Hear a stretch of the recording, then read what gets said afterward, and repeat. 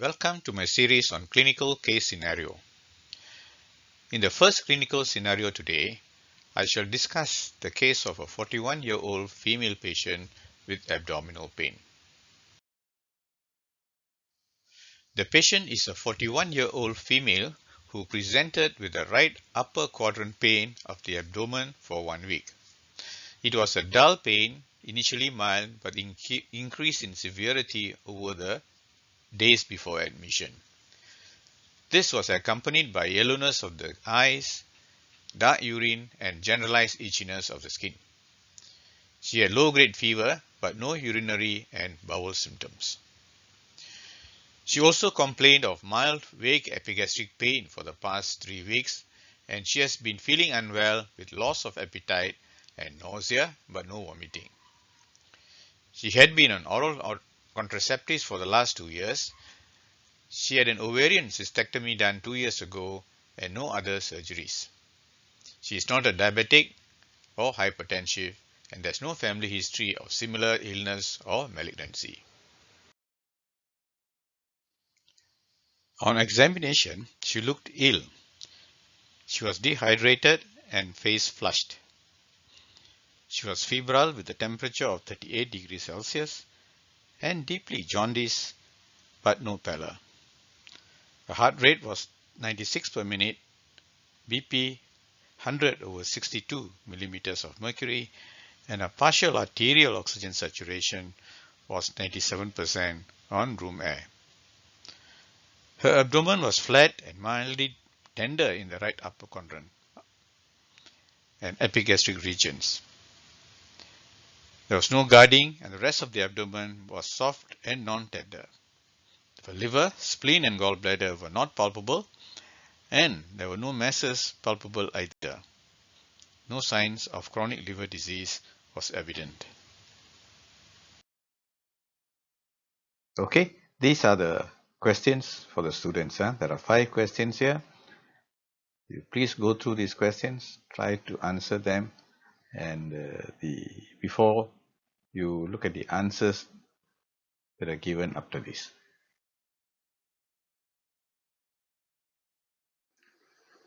Okay, based on the history, the important or significant points in the history are highlighted in blue. For 41-year-old female, 1 week history of RAC pain, initially mild and progressive. Then there's yellowness of the eyes, dark urine, itchiness, and fever. Okay, she also has got similar symptoms, epigastric pain for the past 3 weeks, and she's on oral contraceptive and ovarian cystectomy done 2 years ago. Okay, now let's analyze the symptoms of this patient. She's the chief complaint. Okay, we know she's a 41-year-old female patient with a history of right upper quadrant pain for 1 week. Okay, also she has got fever with associated pain. She has got fever and yellow discoloration of the eyes, dark urine, and itchiness. Okay, which are all signs and features of obstructive jaundice and Charcot striate. Besides that, she has been not feeling well for the last 3 weeks with loss of appetite, epigastric pain, and also she has been on oral contraceptives. In the relevant negative symptoms, no bowel urinary symptoms, no medical illness, and no vomiting. And we want to know whether the fever is associated with Chills or Rigors. Now let's see the possible diagnosis from the history. Okay, the patient is a case of obstructive jaundice in a 41-year-old female for 1 to 3 weeks of duration. The pain is not so severe, associated with fever, and we are not sure whether there's chills and rigors. Patient has a history of oral contraceptive pills and has been feeling unwell for the last 3 weeks with severe loss of appetite. No vomiting, no medical illness, no bowel symptoms or urinary symptoms.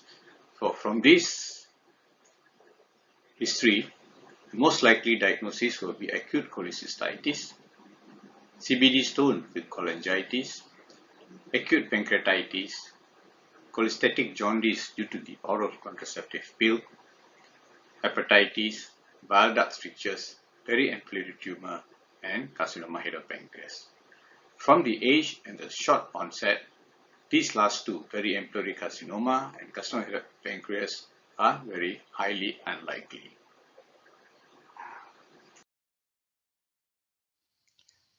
On examination, she looked ill. She was dehydrated and face flushed. She was febrile with a temperature of 38 degrees Celsius and deeply jaundiced but no pallor. Her heart rate was 96 per minute, BP 100 over 62 millimeters of mercury, and her partial arterial oxygen saturation was 97% on room air. Her abdomen was flat and mildly tender in the right upper quadrant and epigastric regions. There was no guarding and the rest of the abdomen was soft and non-tender. The liver, spleen and gallbladder were not palpable and there were no masses palpable either. No signs of chronic liver disease was evident.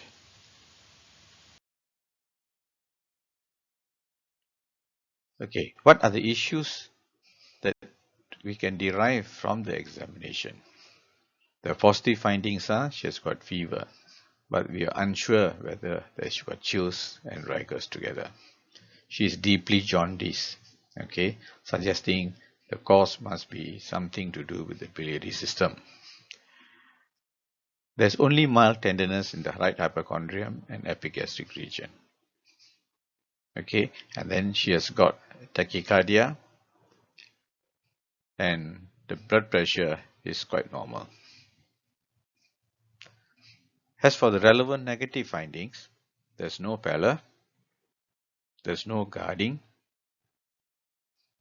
rest of the abdomen is quite soft and non-tender, the liver, spleen are not palpable, and the gallbladder is also not palpable.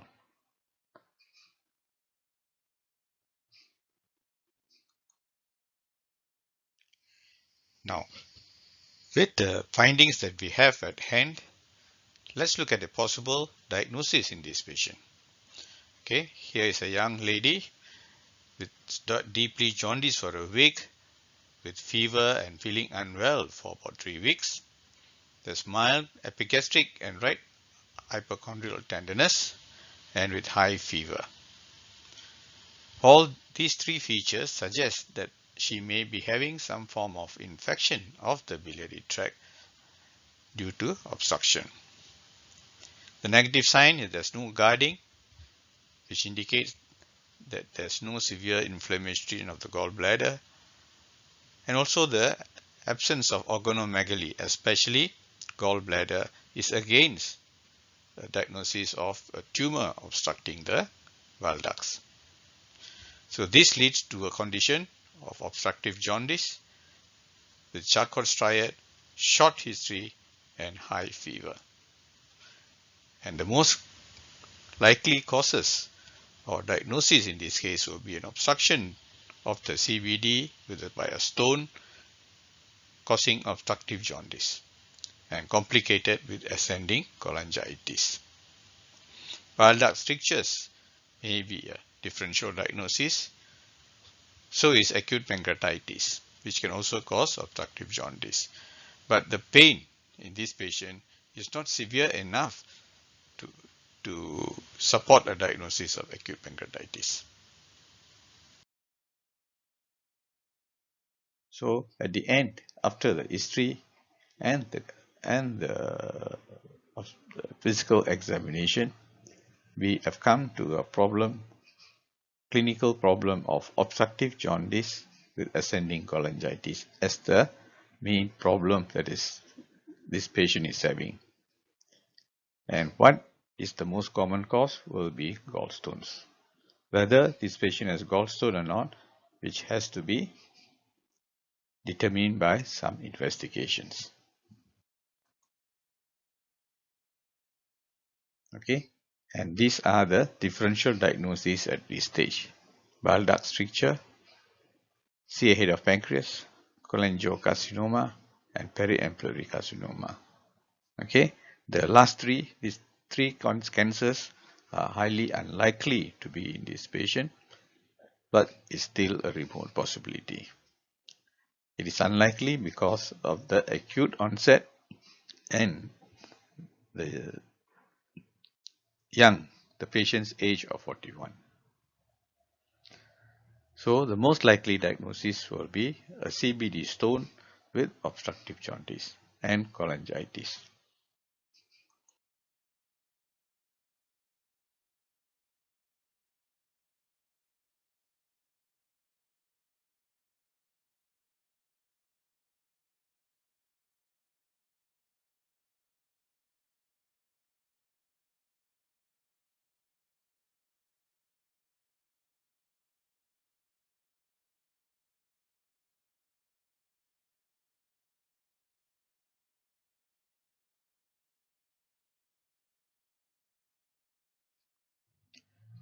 Name the investigations for this patient.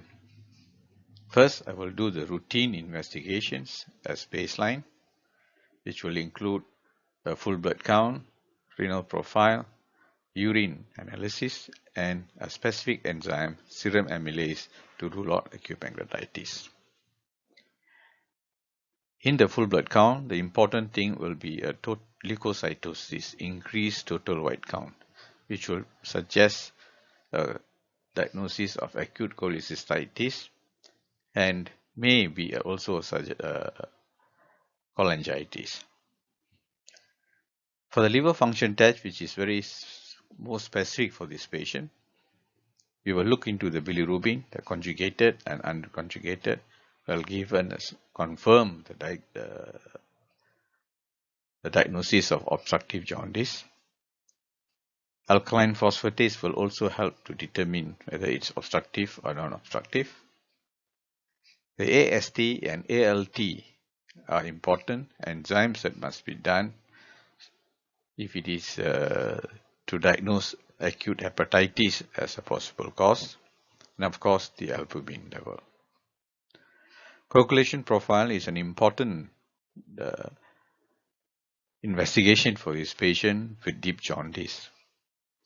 Okay, and among them included will be the prothrombin time, the clotting and bleeding time.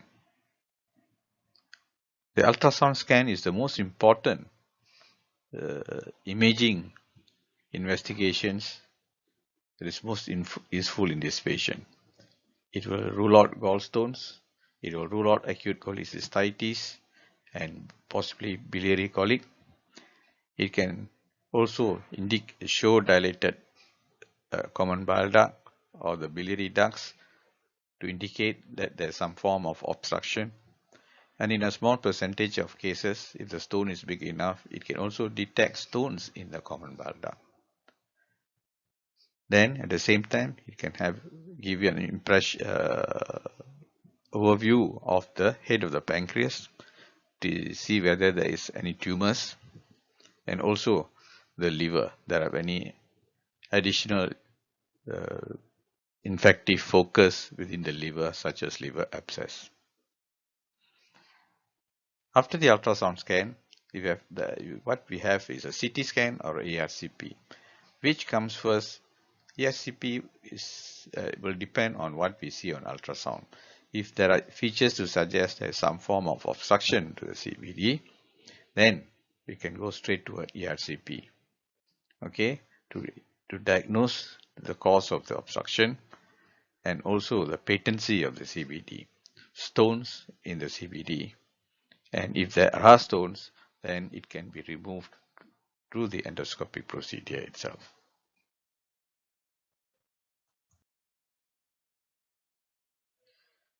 Okay, this third question, ultrasound done showed a stone in the lower end of the CBD. What other features will you look for in this ultrasound? Okay, this is the ultrasound picture showing a stone here and the CBD. It shows a dilated common bile duct.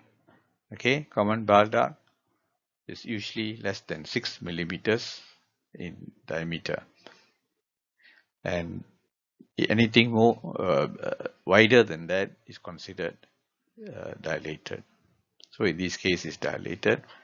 Then it can also show the extent of dilatation, whether it extends into the liver and the intrahepatic ducts, suggesting that it's a long-standing obstruction. It can also show signs of tumor mass in the head of the pancreas as causing obstruction. If it is acute pancreatitis, you may be able to see an enlarged pancreas. And also lesions in the liver can also be detected by the ultrasound. Then this is an ERCP film which we do. Since we have done this, there's a stone and that's dilated, and then the ERCP will be the next line of investigation for this patient. We'll proceed with an ERCP. Actually, it is quite an urgent investigation for a patient who has got an obstructed biliary duct with a stone. Okay, we demonstrate the stone and also do a sphincterectomy and extraction of the stones if the patient is fit enough to be done at the same sitting.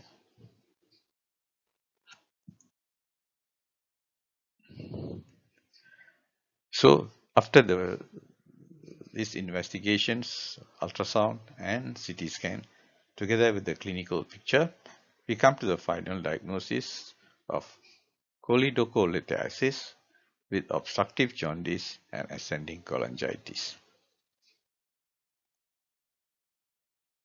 Okay, the next question, question number 4, describe the subsequent management of this patient.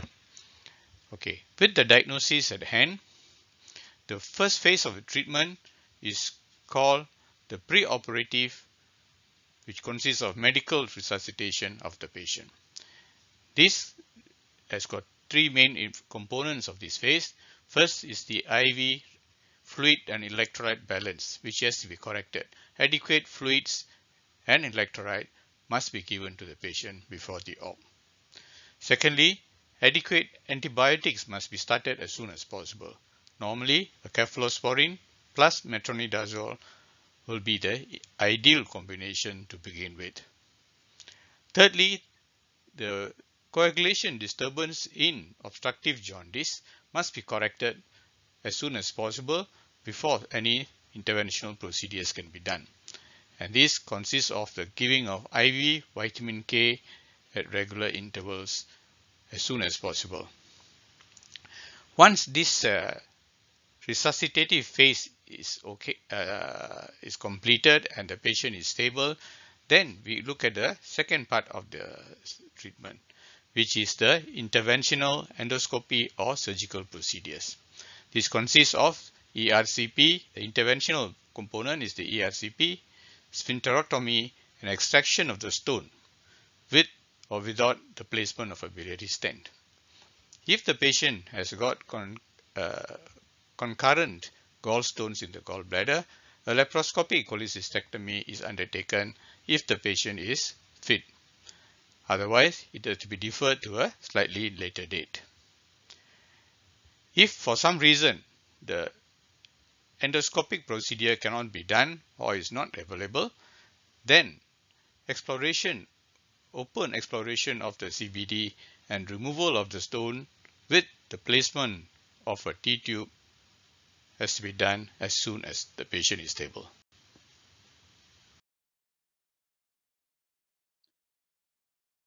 The final question is, what is Charcot's triad and Covius law? Charcot's triad consists of jaundice, pain, right hypochondrium, and fever, like in this patient. She came in with all the features of the Charcot's triad. Charcot's triad is a feature of cholangitis, okay, ascending cholangitis. It's not necessary for cholangitis, every case of cholangitis, to have this triad, but if it occurs, then it gives weightage to the diagnosis of cholangitis. Okay, and classically these symptoms are intermittent. So intermittent jaundice, intermittent pain, and intermittent fever. And this triad, if it occurs highly suspicious of cholangitis. Okay, so any patient with jaundice which comes with these features should be treated very aggressively and with great urgency. Cuvier law states in the presence of jaundice, an enlarged gallbladder is unlikely be due to gallstones. Okay, so in this patient, it's unlikely to be due to gallstone as a cause of this patient. The gallbladder is not distended, so it is likely to be caused by gallstones. This may be explained by the observation that the gallbladder with stones is usually chronically fibrous and so incapable of enlargement. Now let's go into cholangitis a bit more detail. Now, cholangitis refers to the infection of the bile ducts. Okay, bile ducts, which consists of the right and left hepatic ducts, common hepatic duct, common bile duct, and the ampulla. Okay, and this infection is usually due to some form of obstruction at the lower end of the bile duct. Okay, for example, a lesion here of stone or some other obstruction. And this obstruction results in dilatation of the ducts proximal to it. And this dilatation leads to bile stasis, and bile stasis predisposes to bacterial infection. And this is known as cholangitis. Some people call it ascending cholangitis because the infection ascends from the duodenum upwards into the bile ducts. Okay, next, cholangitis refers to the infection of the biliary tract. It is associated with high mortality and morbidity when left untreated, and therefore is an important condition to recognize and manage aggressively and with great urgency. Okay, so infection of the biliary tract, cholangitis, is very, very serious illness. It is caused by a combination of biliary outflow obstruction. Okay, there's an obstruction of the biliary outflow and superimposed biliary infection. The infection is usually due to the stasis of fluid, stasis of bile, combined with the elevated intraluminal pressure, allows bacterial colonization of the biliary tree. And what are the causes? Any condition which causes occlusion of the biliary tree has the potential to cause cholangitis. However, the most common causes are gallstones, far by the most common gallstones. A stone impacted or passing through the lower end of the CBD can precipitate obstruction and subsequent infection. These days, ESCP is becoming another cause of cholangitis due to introduction of infection into the biliary ducts by ERCP procedures, and this is an iatrogenic cause.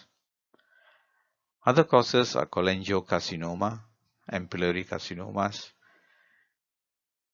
and rarer causes include pancreatitis, especially acute pancreatitis, primary sclerosing cholangitis, ischemic cholangiopathy, ischemic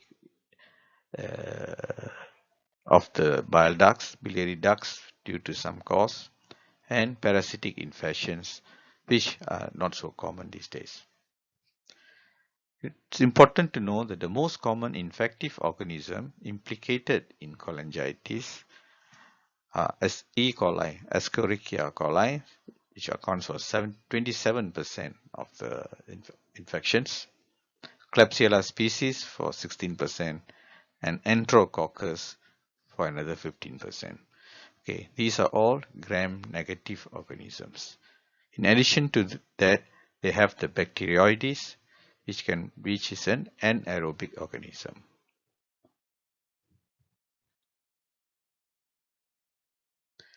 The clinical features of cholangitis, okay, as I told, is Charcot striate of right upper quadrant pain, fever, and chills, jaundice. And this fever is usually accompanied by chills and rigors. Then,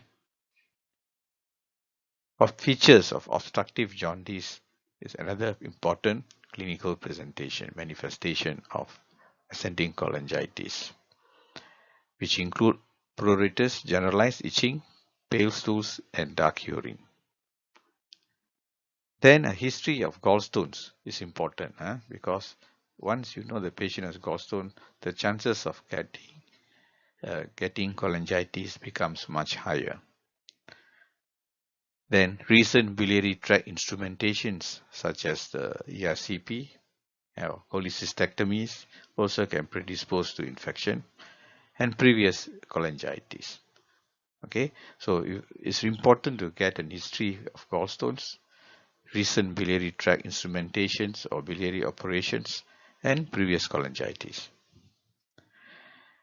Medications including oral contraceptive pills and fibrates can increase the risk, and a lipid-rich diet may be indicative of gallstone as a potential underlying cause. On examination, as I mentioned, patients are febrile, pyrexia in over 90% of cases, and this accompanied with rigors, jaundice, and right upper quadrant tenderness and pain. Patient may be confused, hypotensive, and tachycardia when they are going into the septicemic phase of the infection. As I mentioned, the two common eponym syndromes associated with the cholangitis are the Charcot striate and the Raynaud's pentad, okay, which carry along with it the various symptoms of the condition.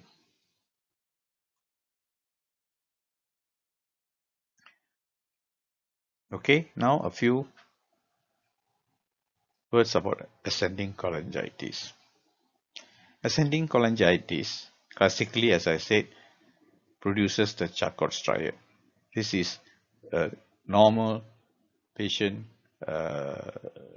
not a very severely infected patient, with right hypochondrial pain, jaundice, fever, and chills. Okay. Now, if the disease is more severe, where in addition to the above triad, the patient may have pus in the biliary tree. Okay, and this is called acute suppurative cholangitis. When this develops, the patient becomes very ill and goes into septicemia. When this happens, two additional parameters may be observed in the patient, that is hypotension, systolic blood pressure of less than 100, and mental confusion. These patients are in the verge of going into shock, septicemic shock. They can be very disoriented, confused, or very drowsy. That is known as the Raynaud's pentad. So Charcot striate, 3 parameters, Raynaud's pentad, additional 2, hypotension and mental confusion, indicating it is a more severe form of septicemia compared to Charcot striate.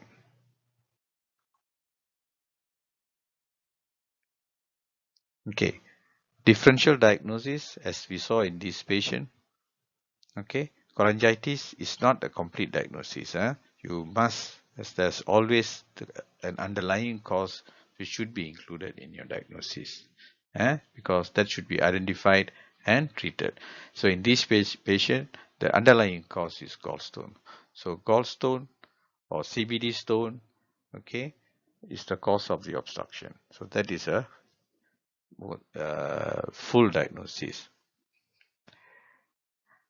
The clinical features of cholangitis are very similar to other biliary pathologies such as biliary colic, okay, which also carries along with it fever, leukocytosis, or jaundice. Okay, in simple biliary colic, you may not have fever, leukocytosis, or jaundice. But in septic cholecystitis, these features may accompany, but the jaundice may not be that severe.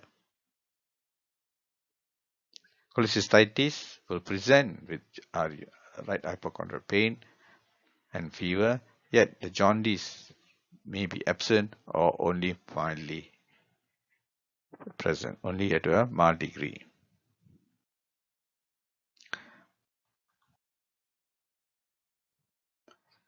Investigations, the laboratory tests, routine blood tests, which I already mentioned in this patient. FPC will show leukocytosis.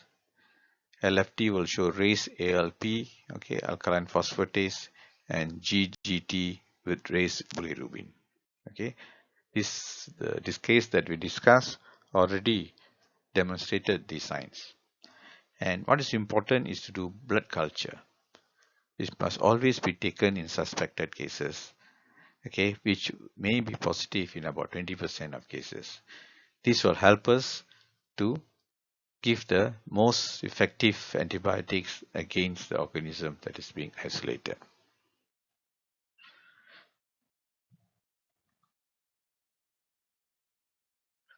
Next, we come to investigation is an imaging. Ultrasound scan of the biliary tract will show bile duct dilatation. As in this case, it also shows a stone in the lower bile duct. The common bile duct is normally less than 6 millimeters in size. The size may vary in older patients or patients with previous surgeries.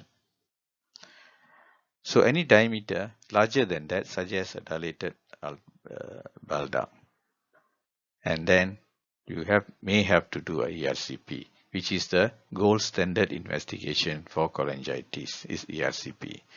So as long as you suspect cholangitis, features of cholangitis, the most important investigation is ERCP. Of course, it's after the ultrasound. ERCP is both diagnostic and therapeutic in this patient. Some endoscopies may require an MRCP prior to intervention. However, this may not be necessary in all the cases. We can go straight to do an ERCP.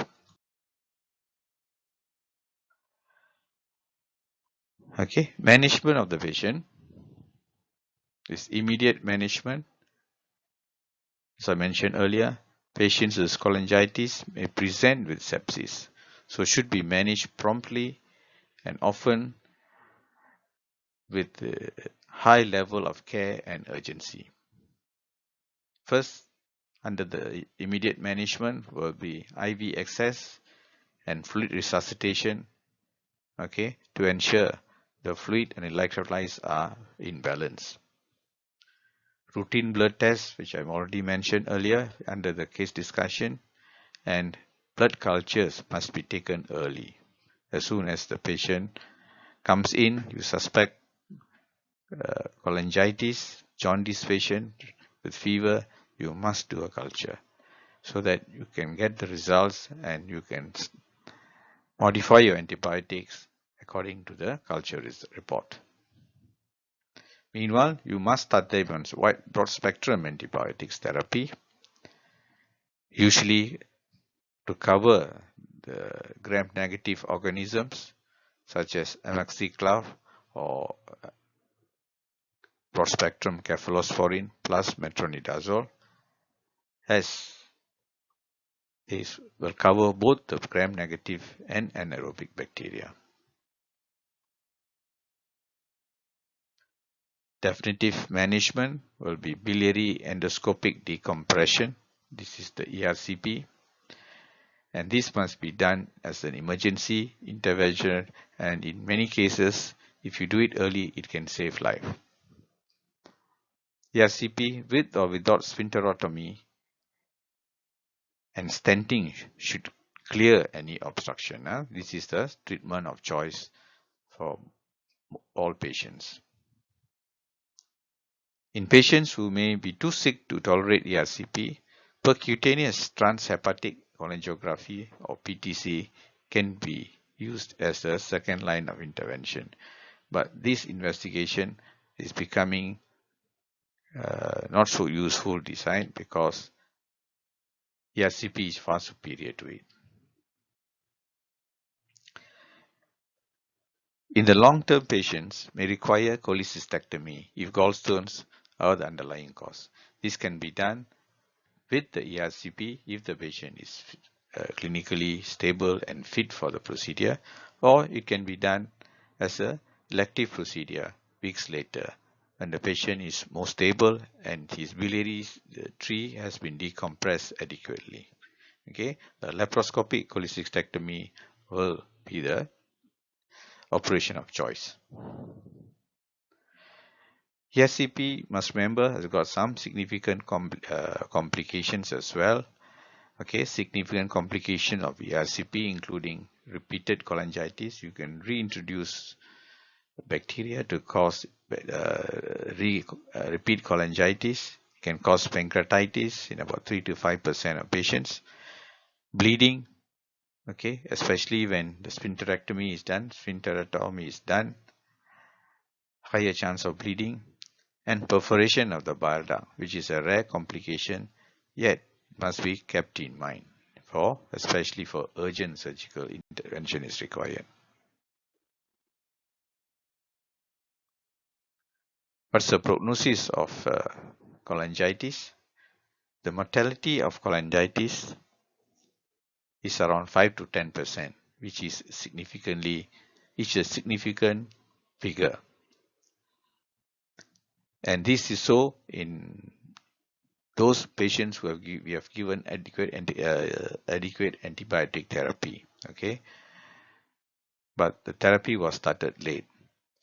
Early ERCP and early antibiotic therapy have both been found to improve the patient outcome, the prognosis. Factors which increase the mortality rate include delayed diagnosis. Very important. It's very important to diagnose early. Delayed diagnosis, comorbid illnesses like liver failure, cirrhosis of the liver, chronic kidney disease, hypotension, female patients, and those above 50 years of age, and more so patients with diabetes mellitus. These are all high-risk patients, and these patients, if the treatment is not started early and adequately, then the mortality rate among them may be high.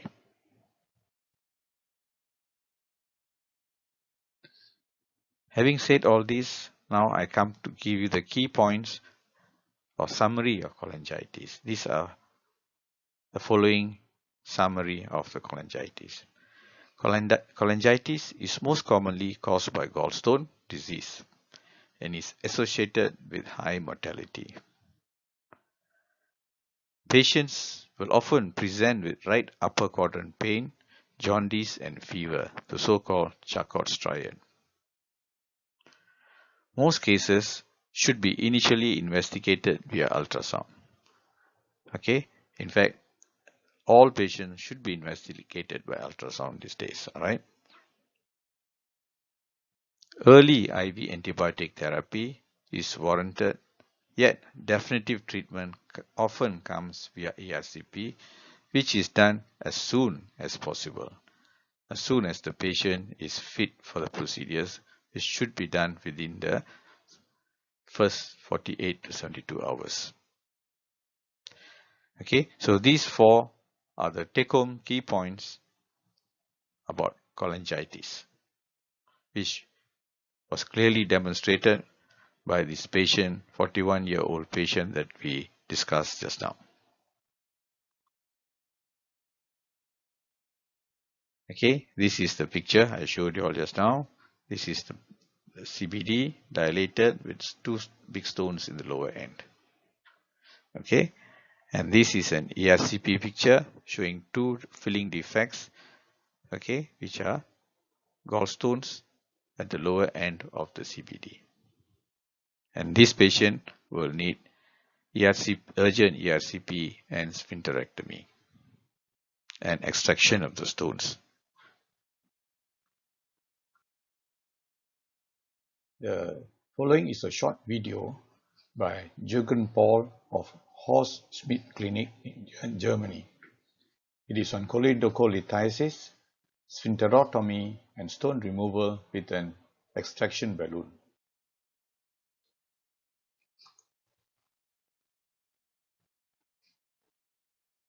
This is an ERCP in a 72-year-old man with symptomatic cholangitis.